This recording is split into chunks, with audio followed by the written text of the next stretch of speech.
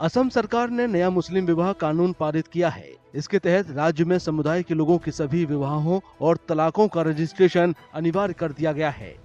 असम अनिवार्य मुस्लिम विवाह और तलाक पंजीकरण विधेयक 2024 का मकसद बाल विवाह पर रोक लगाना, दोनों पक्षों में सहमति सुनिश्चित करना, महिलाओं के अधिकारों की रक्षा करना और बहुविवाह पर रोक लगाना है। मुस्लिम विवाहों के पंजीकरण के इस नए कानून के तहत अब काजियों या मुस्लिम स्कॉलरों को विवाहों का पंजीकरण करने की जरूरत नहीं होगी, जबकि पुराने कानून के तहत ये अनिवार्य था। बेसिक पॉइंट ये है ये जो मेनली जो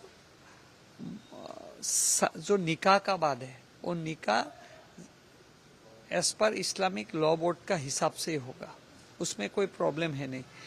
उसमें खाली एक नया ऐड हो गया है जो आप लोग काजी से निकाह कर सकेगा, लेकिन काजी रजिस्टर नहीं कर सकेगा।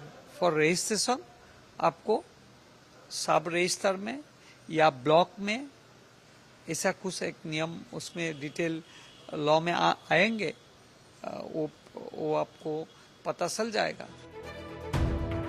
सभी मुस्लिम विवाह और तलाक असम मुस्लिम विवाह और तलाक पंजीकरण अधिनियम 1935 के तहत रजिस्टर्ड किए गए थे। इस पुराने कानून ने राज्य सरकार के अथॉराइज्ड काजियों को विवाह और तलाक रजिस्टर्ड करने की इजाजत दी थी।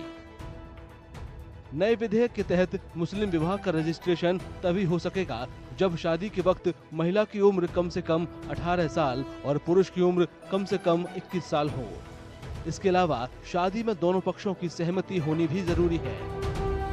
मेरे चिंता तो वो बात के है कि कैसे वो लोग जो सरकारी पदाधिकारी उनके पास जाएगा, लेकिन कानून में जो व्यवस्था लिया गया उसमें मुझे कहने का कुछ नहीं है, लेकिन ये सब रजिस्टर तक सरकारी पदाधिकारी तक जाना, क्योंकि एक ब्लॉक में एक ही कोई ऐसा भी ब्लॉक है जिसमें कोई रजिस्टर नहीं है, तो ये मुश्किल होगा गरीब लोग के लिए, अनपढ़ लोग के लिए, जो इकोनॉमिकली वीक है उनके लिए मुश्किल होगा, ये मेरा कहना है। हालांकि काजियों की तरफ से कराई गई मुस्लिम शादियों के सभी पिछले रजिस्ट्रेशन वैध रहेंगे। नया कानून केवल कानून के दायरे में आने वाली नई शादियों पर लागू होगा। नया कानून रजिस्ट्रार को बाल विवाह के खिलाफ रिपोर्ट करने का अधिकार देता है। दूसरी ओर पुराने कानून में कम उम्र में विवाह के खिलाफ कोई कानूनी कार्रवाई का प्रावधान नहीं था। अक्सर